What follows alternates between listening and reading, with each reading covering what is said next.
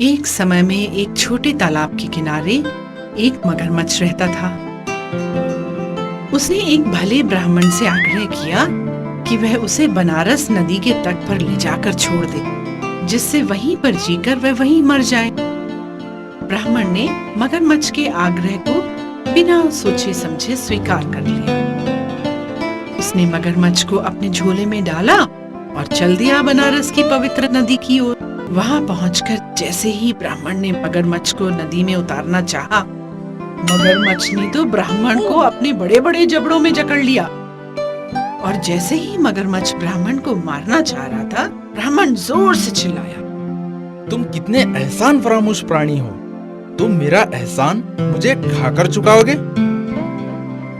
मगरमच्छ ने उत्तर दिया, मैं तो कुछ गलत नहीं कर रहा हूँ।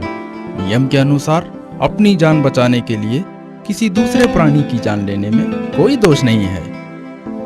मैं आपसे सहमत नहीं हूँ। ब्राह्मण ने जोर देकर कहा। आखिर में यह तय हुआ कि वह ऐसे 3 न्यायाधीशों के पास जाकर न्याय मांगेंगे जो पक्षपात न करते हों। दोनों अब आम के पेड़ के पास पहुंचे। पूरी कहानी सुनने के बाद आम के पेड़ ने लंबी सांस भरी और बोला, इंसान हमारे पेड़ से फल खाते हैं, हमारी छाया का लाभ उठाते हैं और फिर जरूरत न होने पर हमें उखाड़ कर फेंक देते हैं। आम के पेड़ ने जो मगरमच्छ कर रहा था उसको सही माना। अब दोनों मिलकर एक बूढ़ी गाय के पास पहुंचे।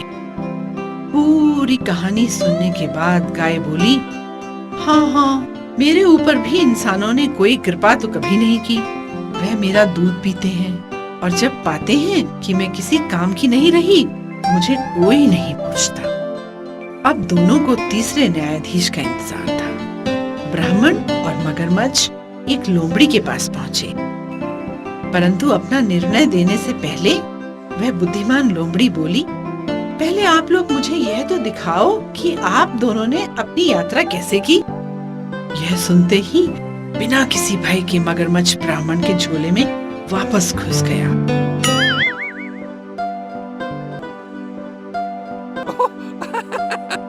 चालाक लोगों से सावधान रहना अच्छा है, क्योंकि उनकी सहायता करके हम खुद खतरे में पड़ सकते हैं।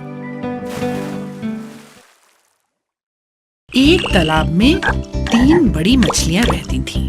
उनमें बहुत गहरी मित्रता थी, परंतु उनकी सोच में बहुत फर्क था। उनमें से एक मछली बहुत समझदार थी। वह हर कार्य सोच समझ कर करती थी। दूसरी मछली बहुत बुद्धिमान, कार्यकुशल और हमेशा खुश रहती थी। पर तीसरी मछली हमेशा भाग्य पर ही विश्वास रखती थी। एक दिन समझदार मछली ने कुछ मछुआरों को झील के तट पर बातें करते सुना। मछली को उनकी बातें सुनने की उत्सुकता हुई। अब मछली को पता लगा कि मछुआरे अगले दिन मछलियों को पकड़ने की योजना बना रहे हैं। वह मछली भाग कर गई और उसने मछुआरों की योजना के बारे में अपने सब साथियों को बता दिया। समझदार मछली ने सुझाव दिया, चलो हम सब इस झील को छोड़कर कहीं दूसरी झील में चले जाते हैं। यहीं पास में झील में एक नाला भी है जो हमें दूसरी झील तक ले जा सकता है। वहाँ हम सब सुरक्षित हो जाएंगे। मुझे नहीं लगता कि हमें यह झील छोड़कर जाना चाहिए, बुद्धिमान मछली ने कहा। इससे अच्छा तो हम कोई और उपाय सोचें कि हम अपने आप को कैसे बचाएं जब मछुआरे हमें पकड़ने आए। तीसरी मछली ने सोचा, जो भी भाग्य में लिखा है वो तो होकर ही रहेगा, इसलिए चिंता करने की जरूरत नहीं है। हमेशा की तरह उसने सब कुछ भाग्य पर छोड़ दिया। समझदार मछली कोई खतरा मोल नहीं लेना चाहती थी। उसने तुरंत उस झील को छोड़ दिया। अब सिर्फ 2 मछलियां इस झील में रह गईं। अगले दिन मछुआरों ने झील में जाल फेंका। 2 मछलियां जो झील में छूट गई थी, जाल में फंस गईं। बुद्धिमान मछली ने तुरंत अपने आप को बचाने का उपाय सोच लिया। उसने मरा होने का नाटक किया। मछुआरों ने इस मछली को मरा समझकर जाल में से निकालकर बाहर फेंक दिया। इस तरह मछली धीरे धीरे झील में पहुंच गई और उसने अपनी जान बचाई। तीसरी मछली, जो केवल अपने भाग्य पर विश्वास करती थी, ऊपर नीचे उछलती रही और इस खतरे से बचने का कोई उपाय न सोच पाई। इसलिए उसके भाग्य में तो मरना ही लिखा था बच्चों। भाग्य के सहारे सब कुछ छोड़ना मूर्खता है। गाने वाला गधा। बहुत समय पहले एक गांव में एक धोबी के पास एक बूढ़ा और एक कमजोर गधा था। दिन के समय धोबी उस गधे से पूरा काम लेता, पर रात को वह उसे खुला छोड़ देता था। एक रात घूमते हुए उसे एक सियार मिला। सियार को भी एक मित्र मिल गया। अब गधा और सियार साथ साथ घूमते और दोनों बहुत अच्छे मित्र बन गए थे।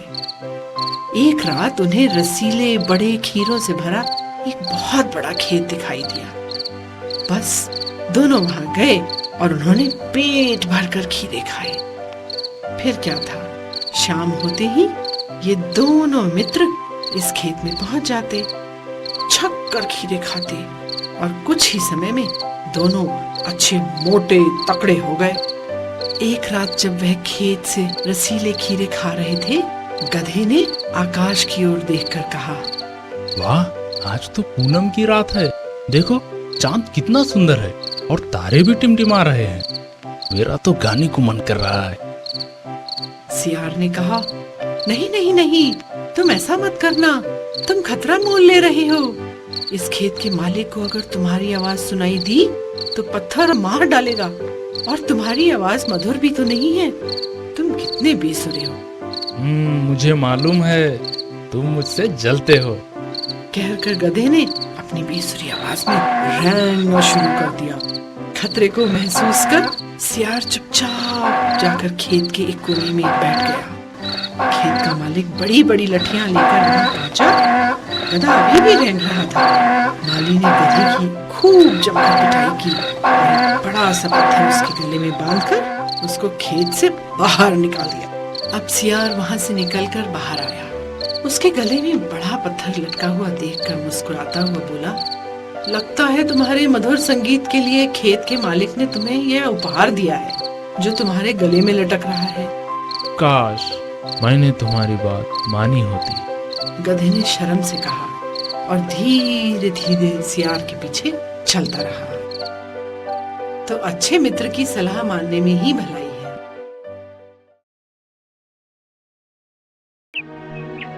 एक बार की बात है, दो जंगली बत्तख और एक कछुआ जंगल के एक तालाब में रहते थे। वो लोग बहुत अच्छे दोस्त थे। एक बार की गर्मी के मौसम में जंगल में भारी सूखा पड़ गया। इसके कारण तालाब सूखने लगा। अब ये तालाब हमारे रहने लायक नहीं रहा, चलो कोई और घर ढूंढते हैं। ऐसे एक बत्तख ने दूसरे से कहा। दूर कहीं एक नया तालाब ढूंढ लिया उन्होंने। फिर वो लोग अपने पुराने दोस्त कछुए को मिलने के लिए गए। कछुआ अपने दोस्तों से मिलकर बहुत ही खुश हुआ। दोनों बत्तख ने अपने नए तालाब की खूबसूरती की प्रशंसा की।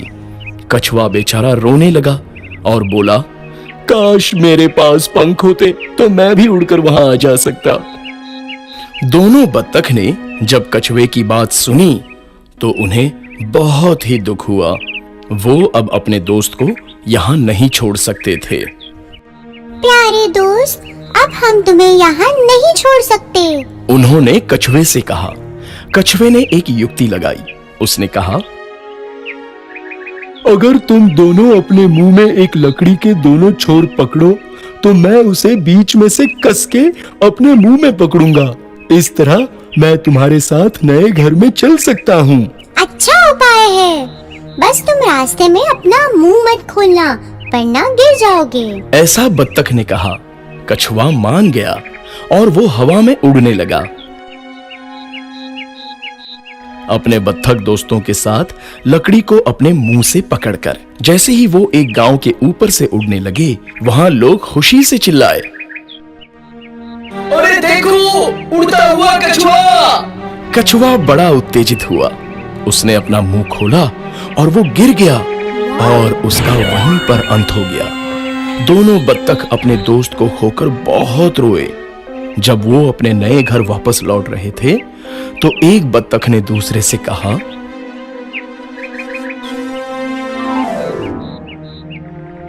बेचारा कछुआ, उसे अपना मुंह बंद रखना चाहिए था।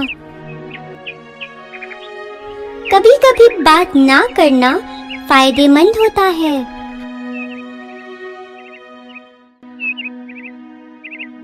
वो उड़कर नीचे गए उसे ढूंढने के लिए। खुशकिस्मती से वो घास के एक बड़े ढेर पर गिरा था। बत्तख अपने दोस्त कछुए को जिंदा देखकर बहुत खुश हो गए। अब तुम समझ गए होंगे कि मुंह कब बंद रखना चाहिए। कछुआ बात को समझ गया और शर्म से उसका सर झुक गया। एक घने पेड़ पर एक सुंदर तोता रहता था। उसके दो छोटे छोटे बच्चे थे जो देखने में बिल्कुल एक जैसे लगते थे। एक दिन जब मम्मा तोता खाना लेने गई, एक शिकारी धीरे से उस पेड़ पर चढ़ा और घोंसले से उसने दोनों बच्चों को उठा लिया। और जब उनको झोले में डाल रहा था, एक तोता तो उड़ गया पर दूसरे को उसने झोले में डाल लिया और अपने घर ले गया। वहां से एक साधु महात्मा जा रहे थे। उन्होंने बड़े प्यार से उसे उठाया और अपने आश्रम ले। इस तरह दोनों तोते बड़े हो गए। एक तोता शिकारी के साथ और दूसरा साधु महात्मा के साथ आश्रम में पलने लगा। बहुत दिन बीत गए बच्चों। एक दिन एक राजा उस जंगल से गुजर रहा था। उसे एक आवाज सुनाई दी, मालिक, मालिक, आप तीर कमान उठाकर इस आदमी को तुरंत मार डालो। राजा ने अपनी गर्दन घुमाई और देखा, अरे यह तो तोता था। ये कैसी अजीब चिड़िया है। राजा ने सोचा और आगे बढ़ गया। साधु महात्मा की कुटिया में पहुंचकर वह पानी पीने अंदर गया। राजा ने अब दूसरे तोते के पिंजरे की ओर देखा। ये भी ऐसा ही तोता होगा जिससे मैं अभी मिलकर आ रहा हूँ। स्वागत है, स्वागत है, हे महान राजा, तुम्हारा इस घर में स्वागत है। सुनकर राजा आश्चर्य में पड़ गया। सोचने लगा, देखने में तो शिकारी का तोता भी बिल्कुल ऐसा ही दिखता था, परंतु स्वभाव में कितना अंतर है। राजा पिंजरे के पास गया और बोला, मैंने जंगल में एक तुम जैसा तोता देखा था, जो देखने में तो तुम्हारे ही जैसा था, पर स्वभाव में बड़ा कठोर था। क्या वह शिकारी के घर में रहता था? तोते ने पूछा। हाँ हाँ, वही था वो तोता। राजा ने तुरंत उत्तर दिया। तोते की आंखों में दुख के आंसू बह निकले और उसने राजा को बताया, वही तो मेरा बेचारा भाई है। हम दोनों एक ही घोंसले में रहते थे। एक दिन जब मेरी माँ दाना चुगने गई हुई थी, एक शिकारी ने हम दोनों भाइयों को अपने जाल में फंसा लिया।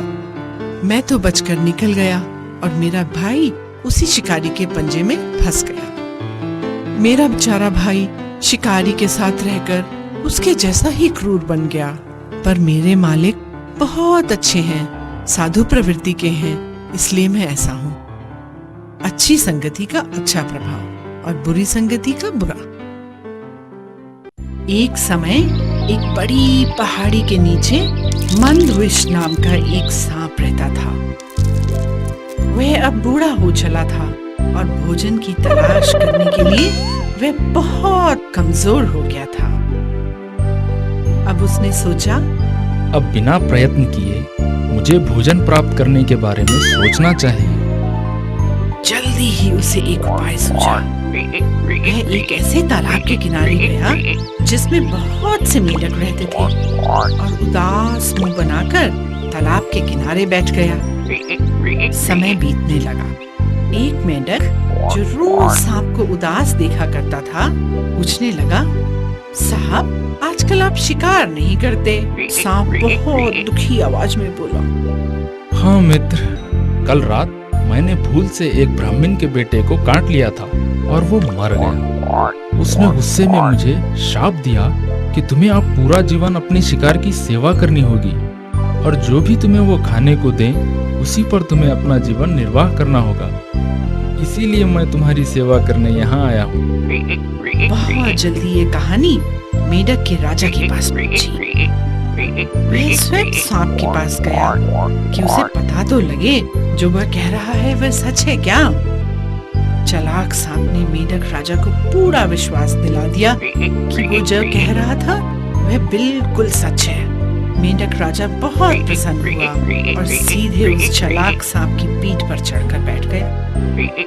यह देखकर बाकी मेंढक भी अपने राजा की तरह अपनी खुशी जाहिर करने लगे और सांप को अपनी सफलता पर खुशी का ठिकाना न रहा। अगले दिन सांप मेंढक को अपनी पीठ पर बिठाकर धीरे धीरे टहलने लगा। तो एक मेंढक ने आगे आकर सांप से पूछा, मित्र, तुम पहले की तरह तेज क्यों नहीं चलते? मेरे पास खाने को कुछ नहीं है। चालाक सांप ने उदास होकर जवाब दिया, मैं तेज चलने में बहुत कमजोरी महसूस कर रहा हूँ। ठीक है, तो सबसे छोटा मेंढक जो तुम्हारी पूंछ पर पड़ा है तुम उसे खा सकते हो। मेंढकों के राजा ने कहा। यह सुनकर तो सांप की खुशी का ठिकाना न रहा। उसने जल्दी से झपट्टा मारकर एक मेंढक को खा लिया। इस प्रकार रोज मेंढक राजा सांप की पीठ पर चढ़ते और अंत में सांप को एक मेंढक खाने को कह देते। इस तरह से बहुत दिन बीत गए बच्चों, और सांप तालाब के लगभग सारे मेंढक खा चुका था, एक मेंढक राजा को छोड़कर। अरे, इस बारे में तो मेंढक राजा भी अनजान थे। अगले दिन मेंढक राजा ने सांप की पीठ पर घूमने के बाद फिर वही शब्द दोहराए, पूंछ के पास बैठे आखिरी मेंढक को तुम खा सकते हो। सुनते ही सांप ने जल्दी से राजा मेंढक को निगल लिया। इस प्रकार सारी मेंढक प्रजा का दुखद अंत हो गया। उन्होंने चालाक दुश्मन का विश्वास जो किया था बच्चों, बिना सोचे समझे कार्य का अंत हमेशा दुखद होता है।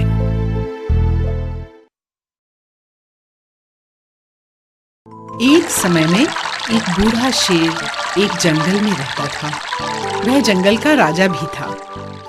जब यह शेर बूढ़ा हो गया तो उसने एक मंत्री रखने का विचार किया। अब राजा ने लोमड़ी को अपना मंत्री बनाने की सोची, क्योंकि वह सब जानवरों से ज्यादा बुद्धिमान मानी जाती है। लोमड़ी बहुत बेमन से शेर की बात मानी। वह राजा की बात टाल भी तो नहीं सकती थी ना। शेर राजा ने अपने मंत्री को उसकी जिम्मेवारी समझाते हुए बताया, मैं तो जंगल का राजा हूँ, इसलिए शिकार करने नहीं जा सकता। इसलिए अब ये तुम्हारी जिम्मेदारी रहेगी कि मेरे भोजन के लिए तुम्हें रोज एक जानवर लाना होगा। लोमड़ी के पास और कोई चारा नहीं था। उसे अपने राजा के लिए भोजन ढूंढने जाना ही पड़ा। रास्ते में उसे एक गधा मिला। गधे को देखते ही लोमड़ी को एक उपाय सूझा। लोमड़ी ने गधे को किसी तरह से शेर महाराज का मंत्री बनने के लिए मना लिया। शेर तो पहले से ही भूखा खाने के इंतजार में बैठा था। जैसे ही उसने गधे को देखा, वह उसको झपटा और उसने उसे मार डाला। चालाक लोमड़ी ने सोचा, मैंने अपनी बुद्धि से गधे को यहाँ तक तो ले आई, इसलिए सबसे अच्छा भोजन मेरे ही हिस्से में आना चाहिए। जैसे ही शेर भोजन खाने बैठा, लोमड़ी बड़े मधुर स्वर में बोली, महाराज, आप बहुत थके हुए लगते हैं। आप भोजन से पहले स्नान कर लें तो भोजन का आनंद दुगना हो जाएगा। शेर ने लोमड़ी की सलाह मानी और वह स्नान करने चला गया। लोमड़ी ने मौके का फायदा उठाया और गधे का दिमाग, जो सबसे अच्छा भोजन था, वह जल्दी जल्दी खा लिया। शेर राजा स्नान करके लौटे, भोजन करने बैठे तो पाया कि गधे का दिमाग तो वहां था ही नहीं। शेर ने प्रश्न भरी नजरों से लोमड़ी की ओर देखा। चालाक लोमड़ी ने हंसते हुए कहा, अगर गधे का दिमाग होता तो वह आपका मंत्री बनना क्यों स्वीकार करता? सोच समझकर कार्य किया जाए तो सदा सफल होता है। एक जंगल में चिड़ियों का एक झुंड रहता था। वह भोजन की खोज में रोज दूर उड़कर जाया करती थी। खाने की खोज में वह भूखी और थकी बहुत दूर निकल गई। रास्ते में उन्हें बरगद के पेड़ के नीचे कुछ चावल बिखरे मिले। भूखी तो चिड़िया थी ही, उन्होंने प्रसन्नता से जल्दी जल्दी चावल खाने शुरू किए। अचानक उन्हें आभास हुआ वह तो जाल में फंस गई हैं। अब तो वह हिल भी नहीं सकती। अब चिड़ियों की मुखिया को एक उपाय सूझा। उसने सब चिड़ियों को बुलाकर कहा, चलो हम एक साथ जाल को लेकर उड़ चलें, नहीं तो हम सब खतरे में पड़ सकती हैं। सभी चिड़ियों ने मुखिया का समर्थन किया और जाल सहित एक ही दिशा में उड़ने लगी। शिकारी को यह अद्भुत नजारा देखकर बहुत आश्चर्य हुआ। चिड़िया आकाश में उसके जाल सहित उड़ी चली जा रही थीं। शिकारी उनके पीछे भागा, पर चिड़िया ऊंची और ऊंची उड़ती चली गई। वह नदी और पहाड़ों को पार करती हुई एक पहाड़ी पर पहुंची। चिड़ियों के मुखिया ने अपने मित्रों को सहायता के लिए पुकारा और बच्चों, एक छेद से एक चूहा तुरंत बाहर आ गया। प्रिय मित्र, क्या मैं तुम्हारी कुछ सहायता कर सकता हूँ? देखो, हम सब एक साथ इस जाल में फंस गए हैं। एक आप ही हैं जो हमारी सहायता कर सकते हैं। चिड़ियों की मुखिया ने बड़ी नम्रता से चूहे से प्रार्थना की। हाँ हाँ अवश्य, मुझे तुम्हारी सहायता करने में बहुत प्रसन्नता होगी। सबसे पहले मैं तुम्हें बाहर निकालता हूँ। चूहे ने बड़े प्यार से मुखिया से कहा। नहीं नहीं नहीं चूहे भाई, तुम पहले मेरे मित्रों को बाहर निकालो, चिड़ियों के मुखिया ने कहा। चिड़ियों के मुखिया का यह स्नेह देखकर चूहा बहुत प्रसन्न हुआ। उसने तुरंत अपने पैने दांतों से जाल को काटकर सारी चिड़ियों को रिहा कर दिया। सभी चिड़ियों ने अपने मुखिया सहित चूहे को सच्चे मन से धन्यवाद दिया और अपने घोंसले की तरफ उड़ने लगी। एकता की शक्ति कितनी महान है। बातें करने वाली गुफा। बहुत समय पहले एक घने जंगल में एक शेर रहता था। हाँ, वही तो जंगल का राजा भी था। जंगल के सभी जानवर इस राजा से बहुत डरते थे। एक दिन भोजन की खोज में शेर जंगल की एक गुफा में पहुंचा, पर वहां तो कोई नहीं था। इस गुफा में जरूर कोई रहता होगा, मैं उसके आने का इंतजार करूंगा। अब तो मैं स्वादिष्ट भोजन खाकर ही यहाँ से जाऊंगा। शाम को सियार गुफा का मालिक वापस आया। शेर के पंजों के निशान अपनी गुफा के सामने देखकर सियार बहुत हैरान हुआ। अब वह होशियार हो गया। अगर मैं अंदर गया तो खतरा हो सकता है, पर पता कैसे लगाया जाए कि शेर अंदर है या नहीं? सियार सोचने लगा और बच्चों, उसे एक उपाय सूझा। सियार जोर से चिल्लाया, हे गुफा! अरे, मेरा भोजन आ गया। सियार की आवाज सुनकर शेर चौंकन्ना हो गया, पर चुप ही रहा, कुछ नहीं बोला। सियार ने दोबारा गुफा को बुलाया। हे गुफा, आज तुम चुप क्यों हो? शेर को यह सुनकर बहुत आश्चर्य हुआ, पर वह चुप ही रहा। सियार ने फिर कहा, हे गुफा, रोज तो तुम मेरे आने पे मेरा स्वागत करती हो, आज तुम्हें क्या हो गया? क्या तुम नाराज हो? अगर तुम न बोली तो मैं वापस चला जाऊंगा। अब शेर ने सोचा, अगर अब भी मैं जवाब न दिया तो मेरा रात्रि का भोजन हाथ से निकल जाएगा। शायद गुफा मुझसे डरकर अपने मालिक को जवाब नहीं दे रही होगी। अब मैं ही गुफा की तरफ से उत्तर दूंगा और सियार को अंदर बुलाऊंगा। जैसे ही शेर ने दहाड़ मारने के लिए मुंह खोला, सियार वहां से भाग निकला। छोटी सी समझदारी और बचाई जान प्यारी। बहुत समय पहले यमुना नदी के किनारे एक चतुर बंदर रहता था। वही नदी के एक तट पर मगरमच्छ की एक जोड़ी रहती थी, जो इस बंदर को रोज रसीले फल खाते हुए देखती थी। एक दिन मगरमच्छ की पत्नी ने अपने पति से कहा, यह बंदर रोज पेड़ से मीठे रसीले फल खाता है, इसका दिल खाने में कितना स्वाद होगा। क्या आप मेरे लिए उसका दिल ला देंगे? ऐसा कैसे हो सकता है? पति मगरमच्छ ने आश्चर्य से कहा, वो तो पेड़ पर रहता है, मैं तो पेड़ पर चढ़ नहीं सकता। बुद्धू, तुम कभी अपनी बुद्धि का इस्तेमाल स्वयं नहीं कर सकते। मेरे पास एक योजना है, तुम मेरी बात आकर ध्यान से सुनो। बस बच्चों, दोनों पति पत्नी ने अपनी ओर से एक योजना बनाई और पति मगरमच्छ जा पहुंचा बंदर के पास और बड़ी नम्रता से बोला, क्या आप मुझे भी कुछ मीठे रसीले फल दे सकते हैं? बंदर ने तुरंत कुछ अच्छे बढ़िया फल मगरमच्छ को दे दिए। मगरमच्छ ने फल खाए और बोला, ये फल तो उतने मीठे नहीं हैं, जितने मीठे फल मैंने नदी के उस पार खाए थे। मेरी समझ से वो फल सबसे मीठे फल हैं। अब बंदर सोच में पड़ गया और बोला, मैं वहाँ जाना तो चाहता हूँ, परंतु ना तो मैं उतना ऊंचा कूद सकता हूँ और ना ही मुझे तैरना आता है। बस मगरमच्छ तो यही चाहता था। बोला, तुम्हें इसकी चिंता करने की आवश्यकता नहीं है, तुम बस मेरी पीठ पर बैठ जाओ, मैं तुम्हें नदी के उस पार ले चलूंगा। बंदर खुशी से मगरमच्छ की पीठ पर बैठ गया। जब मगरमच्छ नदी के बीच में पहुंचा तो बच्चों वह नीचे और नीचे की तरफ बढ़ने लगा। बंदर डर के मारे चिल्लाया, आप इतना नीचे क्यों तैर रहे हैं? प्रिय मित्र, मेरी पत्नी ने तुम्हारा हृदय खाने की इच्छा प्रकट की है, इसीलिए मैं तुम्हें अपनी पत्नी के पास ले जा रहा हूँ। बंदर बहुत जोर से हंसा। अपना दिल तो मैं पेड़ पर ही छोड़ आया। अगर तुमने मुझे पहले बताया होता तो मैं अपना दिल साथ लेकर आया होता। यह कहकर बंदर मुस्कुराया। चलो अभी जल्दी चलकर अपना दिल पेड़ पर से ले आए। जैसे ही मगरमच्छ नदी के किनारे पहुंचा, बंदर कूदकर नदी के तट पर पहुंचा और अपने पेड़ पर जा बैठा। समझदारी और हाजिर जवाबी से जान कैसे बचाई जा सकती।